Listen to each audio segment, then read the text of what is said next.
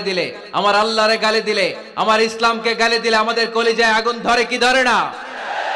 নবীকে গালি দিলে কলিজায় আগুন লাগে, কোরআনকে গালি দিলে কলিজায় আগুন লাগে। কার কার কলিজায় আগুন লাগে হাত তুলে আল্লাহর দেখা।